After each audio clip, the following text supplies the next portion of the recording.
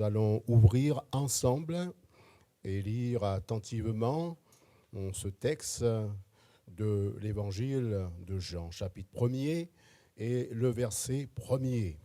Que Dieu nous bénisse à travers sa parole. Nous croyons dans l'action du Saint-Esprit, dans la présence de Dieu par son esprit. Et le but, c'est que, le but du Seigneur, c'est de nous parler ce matin. Je pense que moi, vous aimez la parole de Dieu, donc vous n'avez pas de souci à la lire attentivement et à vous faire du bien. Dieu, nous l'avons dans sa parole. Nous ne l'avons pas en dehors de sa parole. Jean, chapitre 1er, verset 1er. Voilà ce que nous lisons. Au commencement était la parole, et la parole était avec Dieu, et la parole était Dieu. Elle était au commencement avec Dieu. Toutes choses ont été faites par la parole, et rien de ce qui a été fait n'a été fait sans la parole. En elle était la vie, et la vie était la lumière des hommes. La lumière, lui, dans les ténèbres, et les ténèbres ne l'ont point reçue. Il y eut un homme envoyé de Dieu, son nom était Jean, Jean-Baptiste. Il vint pour servir de témoin, pour rendre témoignage à la lumière, afin que tous crussent par lui. Il n'était pas la lumière, mais il parut pour rendre témoignage à la lumière. Cette lumière était la véritable lumière qui, en venant dans le monde, éclaire tout homme. Elle était dans le monde, et le monde a été fait par elle, et le monde ne l'a point connue. Elle est venue chez les siens, et les siens ne l'ont point reçue. Mais à tous ceux qui l'ont reçue, à ceux qui croient en son nom, elle a donné le pouvoir de devenir enfants de Dieu, lesquels sont nés non du sang, ni de la volonté de la chair, ni de la volonté de l'homme, mais de Dieu. Et la parole a été faite chair, et elle habite parmi nous. Elle habitait parmi nous pleine de grâce, pleine de vérité. Et nous avons contemplé sa gloire, une gloire comme la gloire du Fils unique venu du Père. Jean-Baptiste lui a rendu témoignage. Et s'est écrié, c'est celui dont j'ai dit, celui qui vient après moi m'a précédé, car il était avant moi. Et nous avons tous reçu de sa plénitude, et grâce pour grâce, car la loi a été donnée par Moïse. La grâce et la vérité sont venues par Jésus-Christ. Personne n'a jamais vu Dieu. Le Fils unique qui est dans le sein du Père est celui qui l'a fait connaître. Amen. Voilà, je vais vous parler de la parole de Dieu, bonne parole, parole de vie, parole puissante, parole de vérité, parole de justice, parole de grâce, parole puissante. Nous avons tout ça dans ce texte que nous avons lu. Et au commencement était la parole, et la parole était Dieu. Dieu est égal à sa parole. Et la parole de Dieu est égale à Dieu. En dehors de Dieu, il y a beaucoup de paroles qui souvent n'ont pas de sens, pas de vérité. Des paroles pour des paroles, et pire, parfois des paroles blessantes, humiliantes, frustrantes, des paroles dures, parfois des paroles qui tuent, les mauvaises paroles qu'on préférerait ne pas entendre, tellement que ça a mauvais goût. Rien à voir avec la parole de Dieu, qui est du pain béni, pain du ciel pour notre âme. Bonne parole de Dieu, voilà, qui est le bon pain assaisonné de sel, qui donne soif de la parole. Ainsi, la parole de Dieu nous donne soif de la parole de Dieu. Si vous ne la lisez pas ou n'écoutez pas, eh bien, vous n'aurez pas soif de la parole. Et plus vous la lire ou l'écouter, plus vous désirerez la connaître, et plus votre amour grandira pour elle. Vous allez dire, c'est une bonne parole de sagesse. Et plus vous allez comprendre que c'est une parole de vie, de sagesse, de grâce, de bon sens. Et elle vous donnera soif de Dieu. La parole de Dieu nous donne soif de la parole de Dieu. Et elle nous donne soif de Dieu. Et ainsi, tu diras comme le psalmiste, ô Dieu, tu es mon Dieu. Je te cherche. Mon âme a soif de toi. Mon corps soupire après toi. Cette soif, c'est la part de ceux qui, chaque jour, se tient dans la présence de Dieu et lit la parole de Dieu, médite la parole de Dieu. Elle crée en nous une soif de la parole, un désir de connaître davantage. Elle crée en nous cette soif de Dieu. Où peut-on chercher Dieu? Où peut-on le trouver? Quelqu'un pourrait dire, où est Dieu? Un jour, quelqu'un a posé la question, mais où est Dieu? Le psaume 115, verset 5 dit, Dieu est au ciel. Voilà, Dieu est au ciel. On peut dire, ça sous-entend, Dieu est élevé. Dieu est bien placé pour voir chacun de ses enfants, les haut placés. Notre Dieu est un personnage haut placé, il est souverain, il est au ciel. Mais nous sommes sur la terre. Quelqu'un a dit Dieu ne voit pas. Nous sommes sur la terre, il est au ciel, il ne voit pas. Alors, c'est vrai que nous sommes sur la terre. Alors comment nous qui sommes sur la terre, pouvons-nous nous approcher de Dieu qui est dans le ciel et entendre sa voix à notre niveau, en notre temps? Nous avons la Bible, l'Écriture sainte, c'est là. C'est là que l'Esprit du Dieu Tout-Puissant parle à nos cœurs. Connaissez ce verset de l'Écriture, 2 Timothée.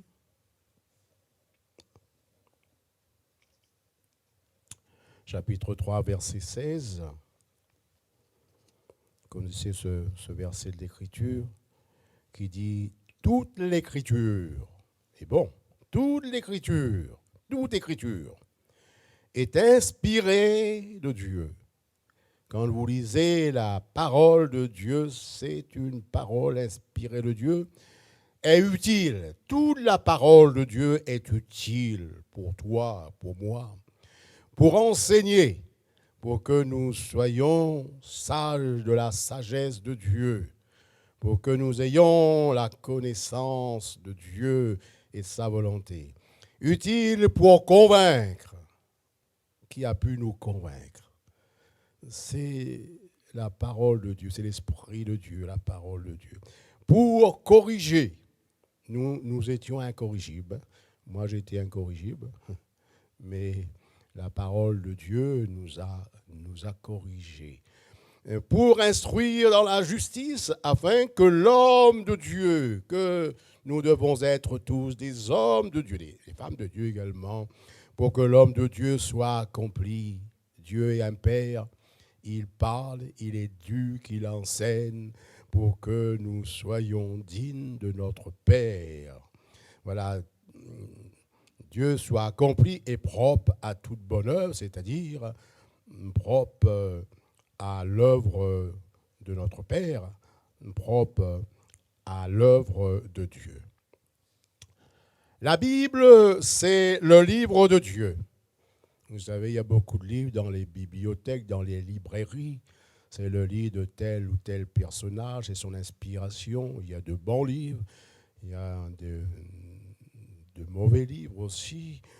Mais la Bible, c'est le livre de Dieu, rempli de la parole de Dieu. Nous parle de la volonté de Dieu, de la sagesse de Dieu. La Bible nous parle de Jésus. Et dans la Bible, Jésus nous parle. Voilà, la Bible nous parle de Jésus. Quand vous lisez la Bible, de la Genèse à l'Apocalypse, il y a dans ces paroles, dans l'Écriture sainte, eh bien, il nous est parlé de Jésus, et Jésus nous parle, voilà, nous parle par le Saint-Esprit, qui est l'Esprit de Dieu, voilà, un esprit de Jésus, et par la Bible, Écriture sainte, le Saint-Esprit parle à notre cœur, l'Esprit de Dieu. Voulez-vous que chaque jour l'Esprit de Dieu parle à votre cœur? Comment il va parler à votre cœur? Ça arrive, le Seigneur parle à mon cœur, mais nous ne lisons pas la Bible. Nous courons une chose à une autre chose. Je parle pour ceux qui peuvent lire, évidemment. Et nous ne lisons pas la Bible. Nous voulons que Dieu parle à notre cœur et nous ne lisons pas sa parole. Comment va-t-il parler à notre cœur? Donc, c'est par la parole qu'il parle à notre cœur. Et il nous sanctifie. Il y a dans la parole de Dieu cette puissance de sanctification. La parole de Dieu est une eau pure, c'est spirituel, une eau pure qui nous lave, qui nous purifie, qui nous sanctifie, nous régénère, nous transforme pour que nous soyons formés par celui qui nous forme, par sa parole. La parole de Dieu nous transporte. Voilà. À une vie de qualité agréable à Dieu, ça, c'est pas naturel, c'est pas en nous, ça. Mais c'est cette puissance de la parole qui nous transporte. À une capacité de vie selon l'Esprit de Dieu, c'est miraculeux. La parole et l'Esprit de Dieu nous transportent à une capacité de vie selon l'Esprit, à une capacité d'être au service de Dieu. Comment l'homme, pécheur, naturel, peut-il servir le Dieu Tout-Puissant? Par lui-même, il ne le peut pas, à moins qu'il y ait le mouvement de l'Esprit de Dieu. Et il faut se rappeler que l'Esprit de Dieu ne fait rien en dehors de la parole de Dieu. Alors, par sa parole et son Esprit, Dieu nous transforme, nous fait passer de la vie naturelle, charnelle, mortelle, à une vie nouvelle spirituelle, à une vie selon l'Esprit de Dieu. Ça, c'est merveilleux, l'œuvre de Dieu. Par sa parole et par son esprit, Dieu nous fait passer de la vie mortelle à une vie spirituelle éternelle. Vous savez, là, notre vie naturelle, que nous la détenons de papa et maman, c'est une vie mortelle. Et la seconde vie, nouvelle naissance, nous permet de vivre la vie spirituelle éternelle. Dans l'Évangile, selon Saint Jean, chapitre 24, nous avons l'habitude de chanter, ceux qui écoutent ma parole et qui croient à celui qui m'a envoyé à la vie éternelle. Donc il est écrit justement, celui qui écoute la parole, écoutez la parole, qui est attentif à la parole, qui est intéressé, qui reçoit la parole, aime la parole, comme chez Corneille. Tous ceux qui ont écouté ont été bâtis d'un esprit. Il y en a qui étaient là, mais qui n'écoutaient pas, parce que pas intéressés. Celui qui écoute la parole et qui croit à celui, et qui croit en Jésus, l'envoyé de Dieu, il a la vie de Dieu. Et la vie de Dieu, c'est la vie de l'éternel, c'est la vie éternelle. Et il passe ainsi de la mort à la vie. Dans la Bible, parole de Dieu, Dieu fait que de nous parler de Jésus. Il fait que nous parler de Jésus. Si vous voulez connaître Jésus, bien connaître Jésus, mieux connaître Jésus, ben, il y a la parole de Dieu. Et dans la Bible, Dieu nous parle par Jésus. Ainsi, la parole de Dieu parle de Jésus et dans la Bible, parole de Dieu, eh bien, Dieu nous parle par Jésus. La Bible parle de Jésus et dans la Bible, Dieu nous parle par Jésus.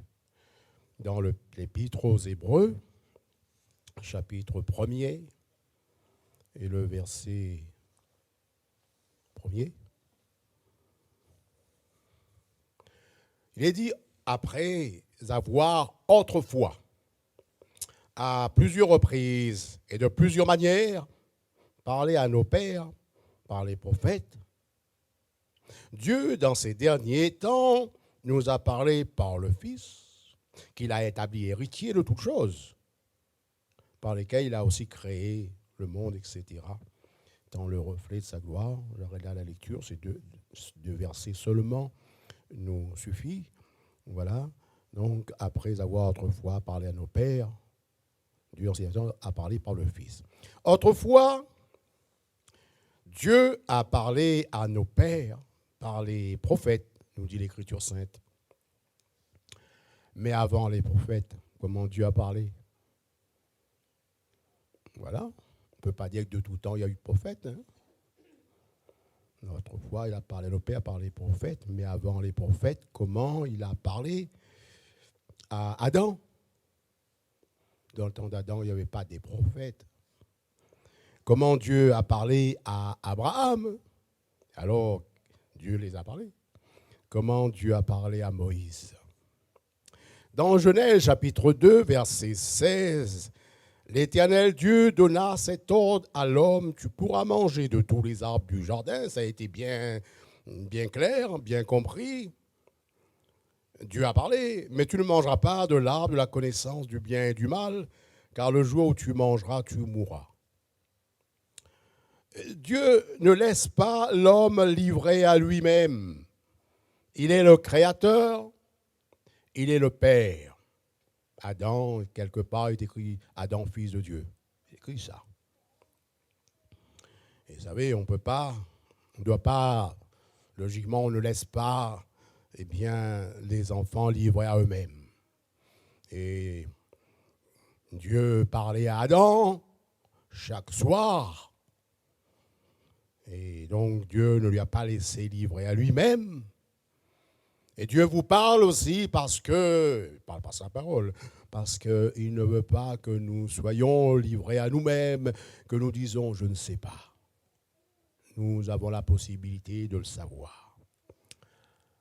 À Abraham, Dieu lui a parlé en disant, va-t'en de ton pays. C'était clair ça, hein?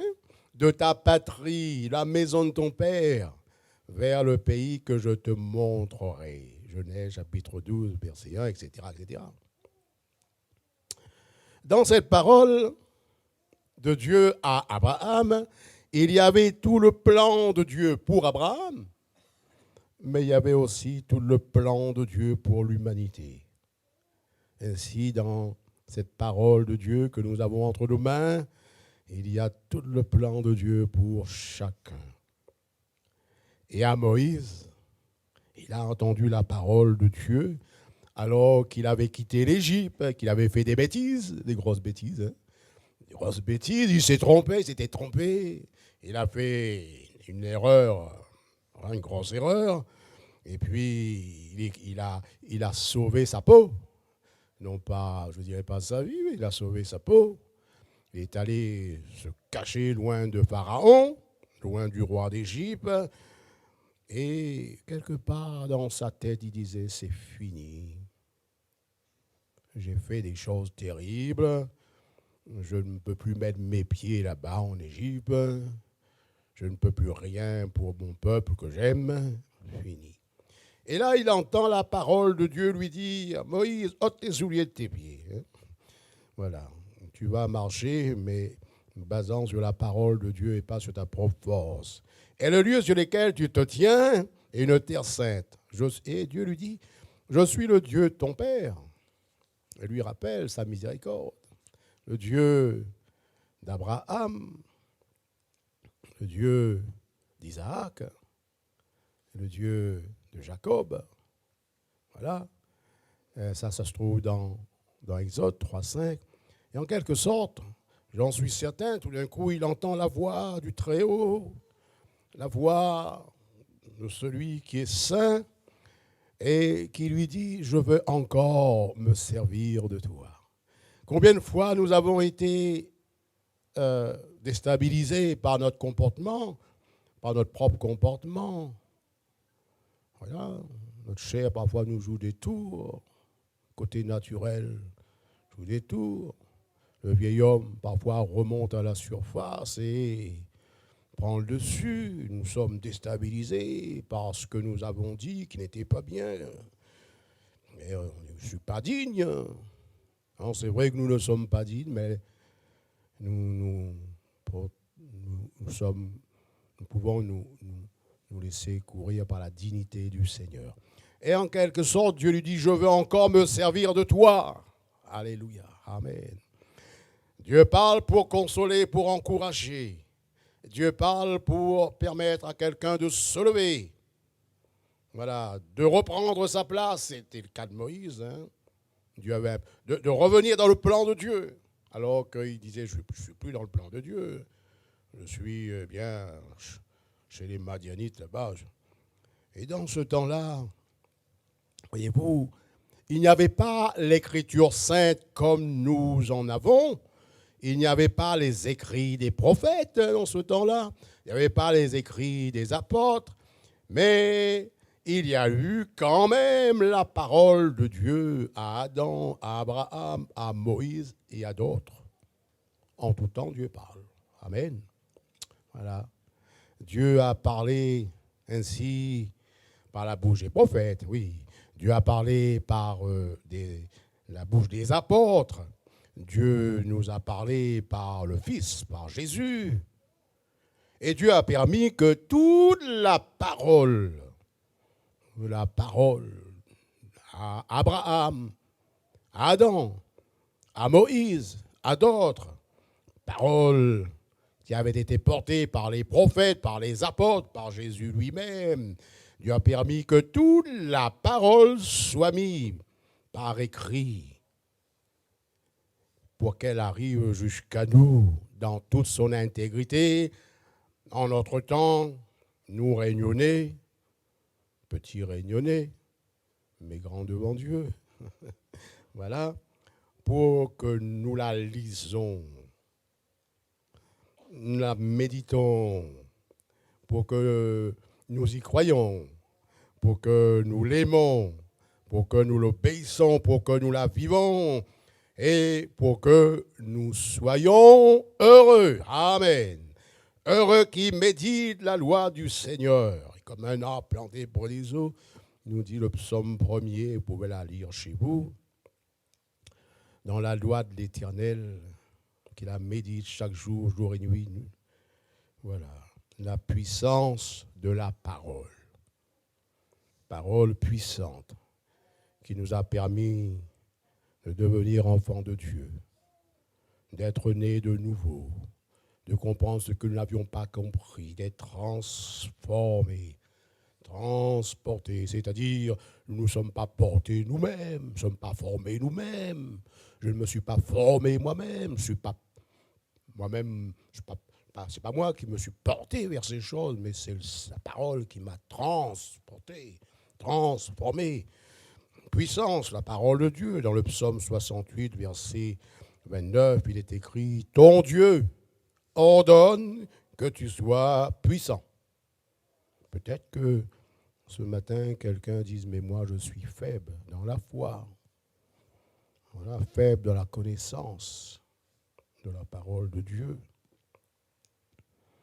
Il y a eu dans une église, comme souvent comme ça se fait aussi chez nous, parfois on fait des jeux, voilà, des jeux autour de la Bible. Et puis les uns les autres répondent. Et il y avait un jeune frère qui était converti depuis très peu de temps. Et lui, il était là. Et les autres le regardaient, parce qu'il ne répondra à rien du tout. Et lui, il répondait à tout. Pas à tout, non, pardon. À beaucoup de questions. il le trouvait avant les autres. Pourquoi? Alors les autres qui étaient là depuis longtemps ne répondaient pas. Certains par timidité, ça existe, hein? Mais certains parce qu'ils n'ont pas connaissance. Pourtant, ils étaient là depuis X années. Eh bien, n'allez pas chercher loin, c'est parce que, eh bien, il y en a qui comprend cette parole qui dit « Ton Dieu ordonne que tu sois puissant, tu as de la connaissance ». Et d'autres, eh bien, ils ne placent pas leur foi, ils ne la lisent pas, ils ne la méditent pas. Voilà, ils ne comprennent pas. Ils ont la Bible pour le dimanche, pas pour la semaine. Pas pour la semaine.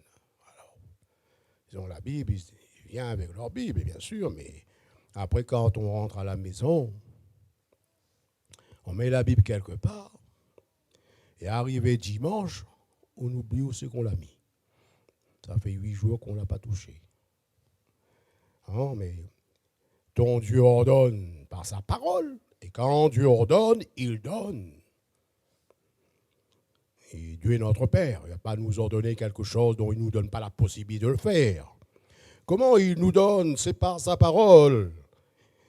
C'est par sa parole qu'il nous fortifie, et qu'il nous façonne à l'image de Dieu et qu'il crée en nous le vouloir et le faire, qu'il crée en nous de bonnes dispositions.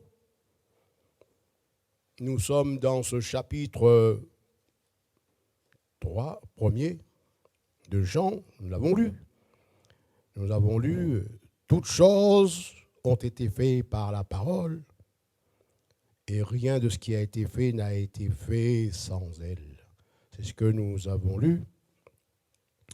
Donc, la parole de Dieu, toute chose a été faite, rien n'a été fait sans la parole de Dieu.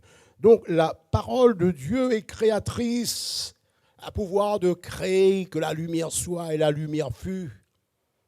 Ce que Dieu a dit à l'origine, et c'est ce que Dieu a dit aussi me concernant à l'origine de ma conversion. Dieu a dit que la lumière soit dans le cœur de Moïse et la lumière fut.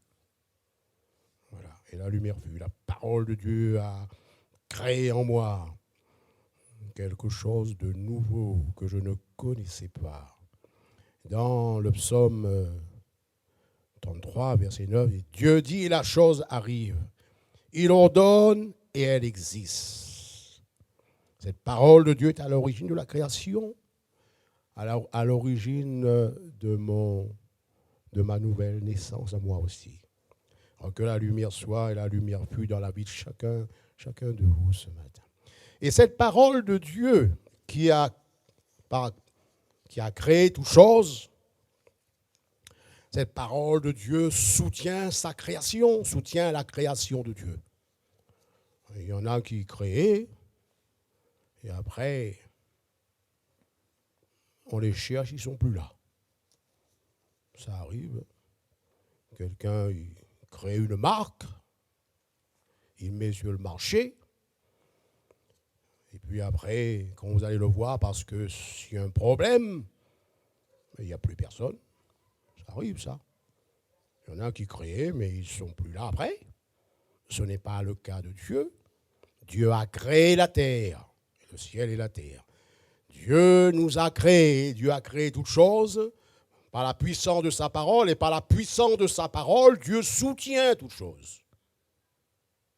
C'est ce qui est écrit dans Hébreux, chapitre 1er, et le verset 1er.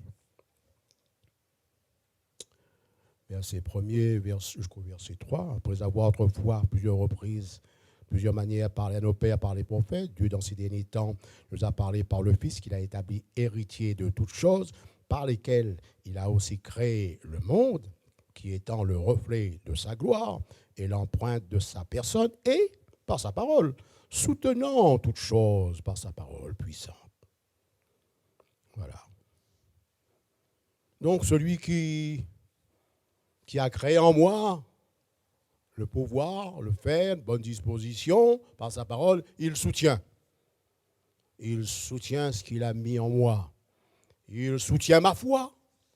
Il soutient votre foi. Et comment? Par sa parole. Celui qui a créé en vous la foi, qui a créé en nous la foi, il va le soutenir, il le soutient. Et il le soutient par sa parole. Ne mettez jamais la parole de Dieu de côté, disant je suis sauvé, maintenant je n'ai plus besoin. Comme parfois on arrive, oh, je connais toute la Bible, alors je n'ai plus besoin de la lire. C'est comme quelqu'un qui j'ai mangé un peu de tout, maintenant je n'ai plus besoin de manger. Vous ne dites pas ça, vous? Moi encore moins. Mais la parole de Dieu est une nourriture. On s'est nourri, se nourrit encore. Elle nous est donnée comme arme puissante pour nous permettre d'être vainqueurs contre les ruses du diable. C'est ce que nous lisons dans Éphésiens chapitre 6, verset 17. Ainsi, il dit, Dieu vous invite à prendre. Prenez aussi l'épée de l'esprit qui est la parole de Dieu. Frère, la parole de Dieu vous dit ce matin, prenez la parole de Dieu. L'esprit de Dieu parle. Prenez la parole de Dieu. Il faut la prendre. Il ne faut pas dire, ouais, j'ai entendu, non. Il faut la prendre, c'est pour vous. Ce n'est pas pour les autres seulement.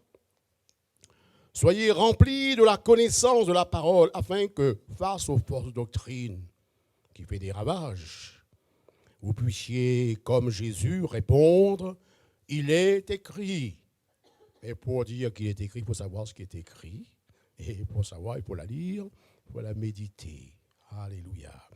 Et en ce qui concerne Jésus, il est dit, le diable n'a pas résisté à la parole de Dieu. Et le diable ne résiste pas à la parole de Dieu. Il résiste à beaucoup de choses. Beaucoup de choses, il résiste. Mais il ne résiste pas à la parole de Dieu.